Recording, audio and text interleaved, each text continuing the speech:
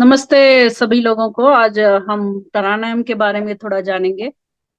तो डायरेक्ट हम प्राणायाम प्रैक्टिस नहीं करेंगे। थोड़ा प्राणायाम क्या होता है वो जानेंगे थोड़ा। प्राणायाम को हम आमतौर पर सांस नियंत्रण करने की प्रक्रिया समझा जाता है। प्राणायाम में किए जाने वाले अभ्यास को देखकर यह ठीक लगता है, परंतु इसके पीछे सच बात कुछ और ही है। प्राणायाम दो शब्द के मेल मेल से बने हैं, प्राण और आयाम। प्राण का मतलब महत्वपूर्ण ऊर्जा है, जीवन शक्ति है। यह शक्ति वह शक्ति जो सभी चीजों में मौजूद है, चाहे वो जीवित हो या निर्जीव। प्राणायाम श्वास के माध्यम से यह ऊर्जा शरीर की सभी नाड़ियों में पहुंचाती है। यह शब्द का अर्थ है कि नियंत्रण, और योग में इसे विभिन्न नियमों या आचार को निरूपित करने के लिए प्रयोग किया जाता है। मगर प्राणायाम शब्द में प्राण के साथ यम नहीं, आयाम की संधि संधि की गई है। आयाम का मतलब है कि एक्सटेंशन या विस्तार करना। तो हम इसीलिए बोलते हैं कि प्राणायाम करने से हमारा प्राण शक्ति जो बढ़ता है, तो मतलब विस्तार होता है, इसलिए हम इसको विस्तार कहते हैं। तो इसलिए प्राणायाम का सही मतलब है कि प्राण का विस्तार करना। मतलब प्राणायाम करने से हमारा जीवित अवधि जो है वो बढ़ती है। तो प्राणायाम में कुछ प्रमुख प्रकार के हैं। नाड़ी शोधन प्राणायाम, शीतली प्राणायाम, उज्जैनी प्राणायाम, कपालभाति प्राणायाम, डिग्र प्राणायाम, भस्त्रिका प्राणायाम, बाह्य प्राणायाम, भ्रमरी प्राणायाम, उदित प्राणायाम, अनुलोम विलोम, अग्निसार प्राणायाम। इतने सारे प्राणायाम है। प्राणायाम का बेनिफिट्स क्या है? प्राणायाम अभ्यास तनाव, अस्थमा और हकलाने से संबंधित विकार से छुटकारा दिलाने में मदद करता है। प्राणायाम में अवसाद का इलाज भी किया जा सकता है, और उसमें इसके अभ्यास से स्थिर मन, दृढ़ इच्छा शक्ति प्राप्त होती है। इसके अलावा नियमित रूप से प्राणायाम करने से हमारी लंबी आयु प्राप्त होती है। और आपके शरीर में प्राण शक्ति बढ़ता है। अगर आपकी कोई नाड़ी रुकी हुई तो भी प्राणायाम उसको खोल देता है। प्राणायाम मन को स्पष्टता और शरीर को सेहत प्रदान करता है। शरीर, मन और आत्मा में प्राणायाम करने से उस तालमेल भी बनता है। तो प्राणायाम प्राणायाम के सरल बनाने की आवश्यकता क्यों है? योग में उल्लेखित नियमित प्राणायाम पूरी तरह स्वस्थ स्वस्थ लोगों के लिए है। इसमें योग की अनिवार्यता है, यम, नियम और आसान। इसका मतलब है नियमित प्राणायाम को आहार आहार और मन के प्रतिबंधों को पालन करने करने और आसान में उचित प्रशिक्षण करने की आवश्यकता है। जैसे हमारे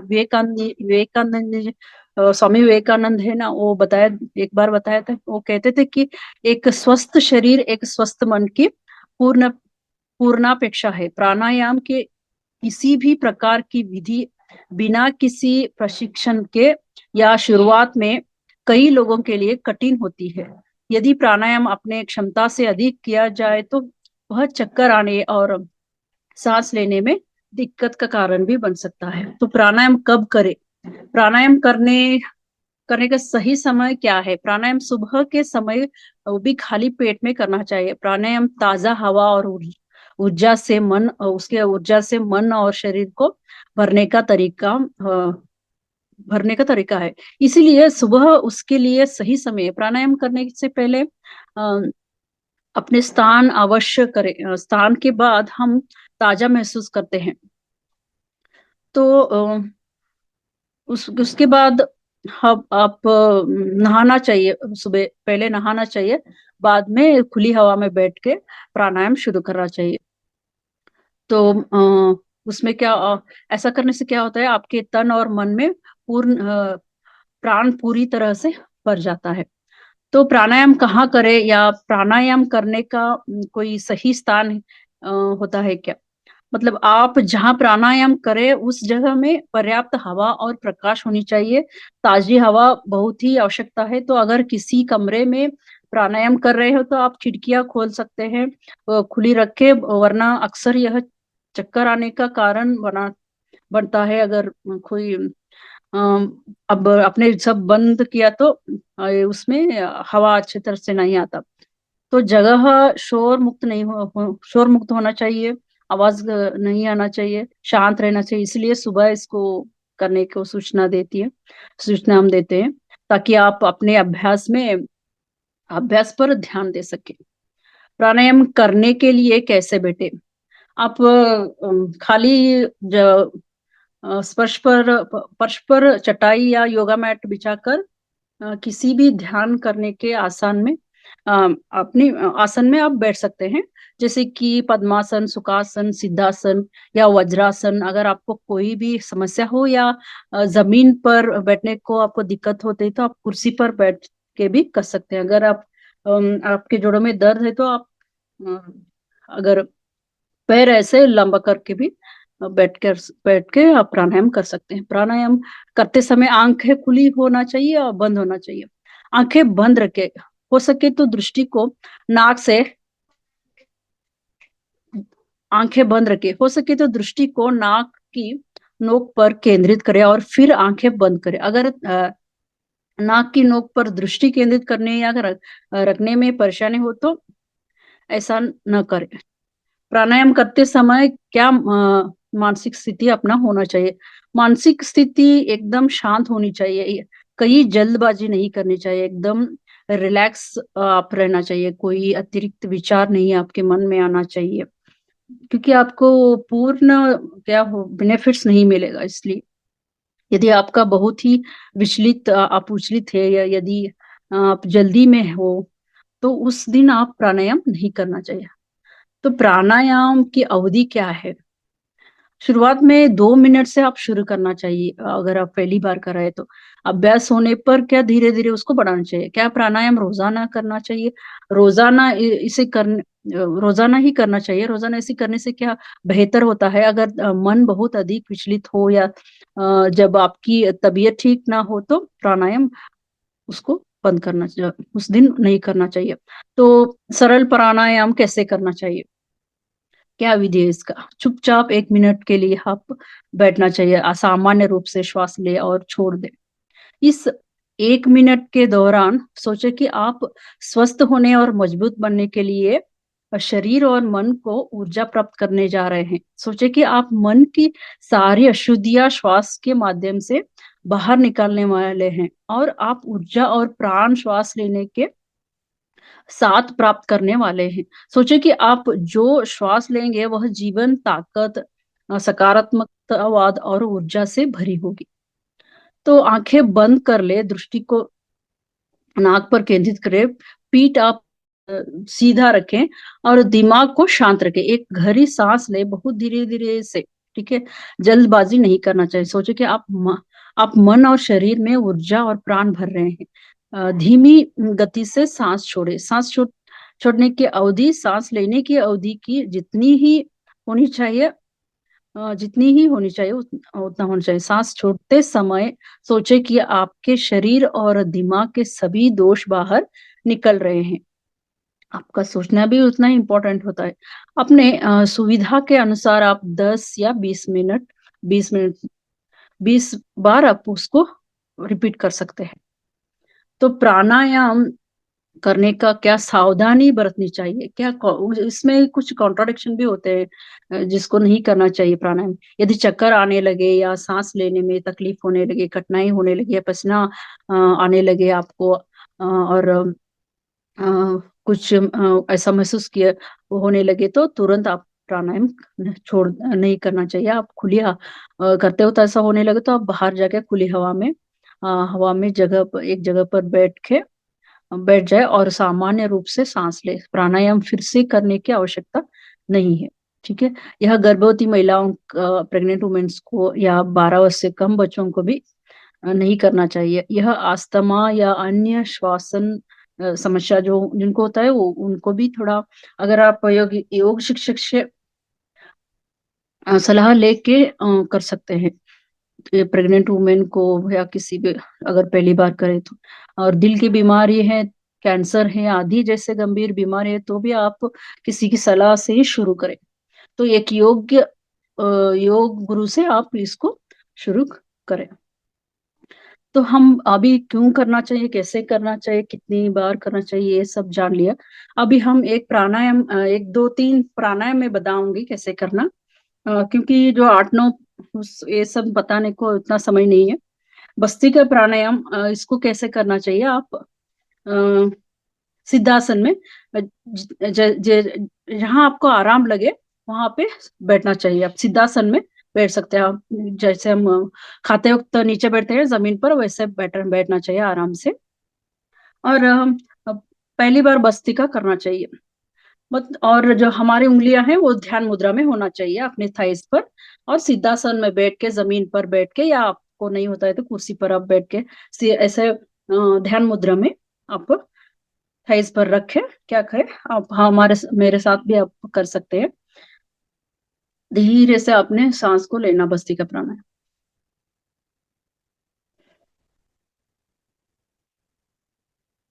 सांस लेना धीरे से, और धीरे से सांस छोड़ना। सांस लेना और धीरे से छोड़ना। ऐसे 10 या 20 बार आप प्रैक्टिस कर सकते हैं। ठीक है। आंखें बंद करना चाहिए। मैं आपको बता रही हूँ ना, इसलिए मैंने खोल के आपको बता रही हूँ। मुद्रा जो है अभी ध्यान मुद्रा में ही होना चाहिए आपको।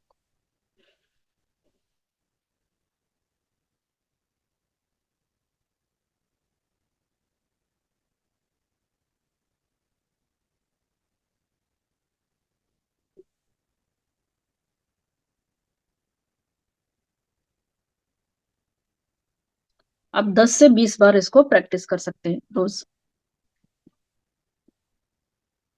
ठीक है मैम। और दूसरा, अनुलोम विलोम। आप ऐसे ही उसी स्थान पे बैठकर, उसी जैसे बैठते हैं सिद्धासन में, उसी टाइप पे बैठकर आप एक सूर्य मुद्रा में भी, एक जो लेफ्ट हैंड है सूर्य मुद्रा में लीजिए, थाई पर रखिए। और इसको विष्णु मुद्रा, विष्णु मुद्रा मतलब इसको ऐसा। और ये जो थम है ना, उसको आप, ये दोनों विष्णु मुद्रा बोले तो ऐसा, ठीक है। ये जो थंबनेल है उसको अपनी राइट नोस्ट्रिल पर रखना चाहिए। और जो रिंग फिंगर है ना, इससे क्या सांस लेना चाहिए, ये बंद करना चाहिए। इससे लेफ्ट से सांस लेना चाहिए, और रिंग फिंगर से उसको बंद करना चाहिए। और यहाँ से राइट से छोड़ना चाहिए, यहाँ इससे छोड़ना चाहिए। और फिर से राइट से ही सांस लेना चाहिए, और थंब से उसको बंद करना चाहिए, लेफ्ट से छोड़ना चाहिए। और छोड़ना चाहिए, और फिर से लेफ्ट से ही सांस अंदर लेना, और राइट से छोड़ना। और फिर से राइट से अंदर ही लेना, फिर लेफ्ट से छोड़ना। इसे आप 5 मिनट मिनिमम किया तो उसका लाभ होता है। लेकिन आप शुरुआत कर रहे हैं तो आप 10 बार, इसको 10 नंबर ऐसा करके छोड़ सकते हैं आप उसको। आपको हाथ भी दुख सकता है, तो आप आपसे कितना हो सकते उसको उतना करना चाहिए। मैं और एक बार बताती हूँ।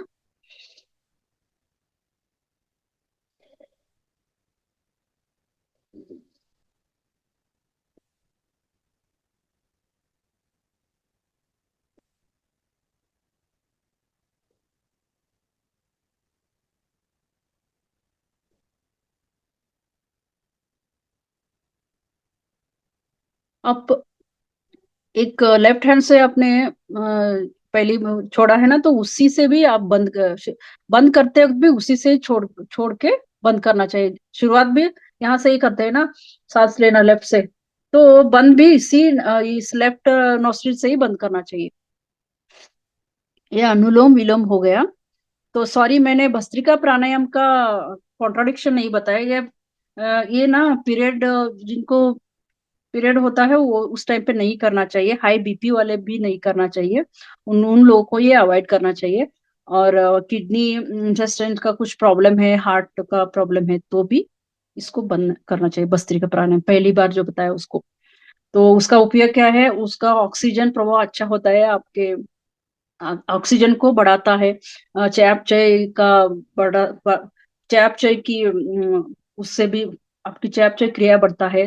तनाव को कम करता है, और नियमित अभ्यास से फेफड़ों की क्षमता बढ़ती है। मतलब जिनको फेफड़ों की क्षमता थोड़ा क्या होता है, जल्दी ही हो जाता है, ध्यान में उसको तकलीफ होने लगती है, तो उनको ये थोड़ा अच्छा लगता है उसको करने से, भस्त्रिका प्राणायाम करने से। और अनुलोम विलोम का कॉन्ट्राडिक्शन क्या है इसमें? रेस्पिरेटरी सिस्टम को, रेस्पिरेटरी सिस्टम रिलेटेड कोई डिसीज है तो उनको ये अवॉइड करना चाहिए। और माइग्रेन है तो, रूमटाइड अर्थराइटिस है तो कुर्सी पर बैठ के आप कर सकते हैं। और ब्रीदिंग अगर ट्रबल हो, ब्रीदिंग ट्रबल होने लगे तो उसको आप नहीं करना चाहिए। और स्ट्रेस कंट्रोल होता है इसको, क्या होता है इसका उपयोग, क्या है बेनिफिट्स? स्ट्रेस कंट्रोल होता है, मूड स्विंग्स नहीं होता है इसको। और अपना मेंटल क्लैरिटी जो है वो बढ़ता है, मेंटल क्लैरिटी आपका। और डाइजेस्टिव सिस्टम अच्छा होता है, इंप्रूव होता है डाइजेस्टिव सिस्टम। और नाड़ी शोधन प्राणायाम, तीसरा है नाड़ी शोधन प्राणायाम। नाड़ी शोधन प्राणायाम कुछ लोग दो टाइप्स के करते हैं। ये भी अनुलोम विलोम जैसा है, लेकिन इसको यहाँ पे अपने आईब्रोज के सेंटर में रखते हैं। तो ये दोनों ये है ना उंगलियां, लास्ट वाला, अपना थंब को बंद करना चाहिए, राइट नोस्ट्रिल को, और सांस लेना, लेफ्ट से सांस लेना चाहिए और उसको बंद करना चाहिए लेफ्ट नोस्ट्रिल को। ठीक है? और ये यहाँ पे रखना चाहिए ऐसे, और इसको छोड़ना चाहिए थंब को। और उसी से inhale exhale through left nostril. Again, inhale through left nostril, exhale through right nostril. Again, inhale through right nostril and exhale through left nostril. वो ऐसे ही रिपीट करना चाहिए 15 मिनट तक, सॉरी 15 बार करना चाहिए शुरुआत में। ठीक है? और इसका कॉन्ट्राडिक्शन क्या है? हाई बीपी वाले इसको अवॉइड करना चाहिए। और इसका रिलेटेड कोई इश्यूज है तो आप इसको अवॉइड करना चाहिए। प्रेग्नेंट वुमेन भी इसको क्या करना चाहिए? उसको नहीं करना चाहिए। अगर कोई योगासन करते हैं उनको, उनसे पूछ के आप कर सकते हैं। और अ, आपको कुछ तकलीफ होने लगे तो इसको करते वक्त आप उसको तुरंत बंद करना चाहिए। तो चौथा है बाह्य प्राणायाम। इसको कैसे करना है? आप जहाँ पे बैठे हैं वैसे ही बैठना चाहिए। ये दोनों ध्यान मुद्रा में रहना चाहिए। और आप डीप ब्रीदिंग कीजिए, सांस अंदर लीजिए, सांस छोड़िए, और नेक को इस छाती पर रखिए ऐसे, और पेट को अंदर ले जाइए। बाह्य प्राणायाम, इसे बाह्य प्राणायाम बोलते हैं। सांस लेना और फिर सांस छोड़ना, और नेक को छाती पर ऐसा करना, छाती पर क्या है ऐसा करना, और पेट को पूरी तरह, जितना आपसे हो सके पूरी तरह पेट को अंदर करना। 1 2 3 4 5, आप अपने आप मन में काउंट कीजिए और सामान्य स्थिति में आ जाइए। फिर से एक बार बताती हूँ, ध्यान मुद्रा में रहे आप। और डी सांस अंदर लीजिए, सांस पूरी तरह छोड़ दीजिए, और नेक ऐसा कीजिए पूरी तरह, यहाँ पे छाती पर ऐसा कर कीजिए नेक, और पेट पूरी तरह जितना हो सके अंदर, उतना पेट अंदर कीजिए। 1 2 3 4 5। फिर सामान्य स्थिति में आ जाइए। ये था बाह्य प्राणायाम। अभी जो बचा हुआ प्राणायाम है ना, वो हम नेक्स्ट सेशन में लेंगे। तो इसका कॉन्ट्राडिक्शन क्या है? ये पीरियड टाइम पे नहीं करना चाहिए, हार्ट प्रॉब्लम वाले को नहीं करना चाहिए, और हाई बीपी, माइग्रेन ऐसे लोगों को करना चाहिए। और प्रेग्नेंट वुमेन को तो बिल्कुल भी नहीं करना चाहिए, क्योंकि पेट जो अंदर लेते हैं ना, इसलिए ये उसको अवॉइड करना ही चाहिए। इसको respiratory, reproductive system, reproductive system जो है ना वो अच्छा होता है इससे। सो मेल को, स्पेशली मेल को रिप्रोडक्ट, स्पर्म क्वालिटी इससे अच्छा होता है मेल। और डाइजेस्टिव सिस्टम आपका इंप्रूव होता है। और एसिड रिफ्लक्स या कॉन्स्टिपेशन का प्रॉब्लम है तो भी इससे बहुत ये इसको इलाज है। Bahya Pranayama is good for constipation, acid reflux, bloating, gas है तो भी इसको आप रोज प्रैक्टिस कर सकते हैं। ये 4 प्राणायाम एटलीस्ट आप 15 मिनट लेके रोज आप प्रैक्टिस कीजिए। सो इतना रहा प्राणायाम। अगर कुछ डाउट है तो आप पूछ सकते हैं मुझे। धन्यवाद मैडम, इतने आप शांत रीति से सुनने के लिए बहुत बहुत धन्यवाद सभी को। Thank you so much.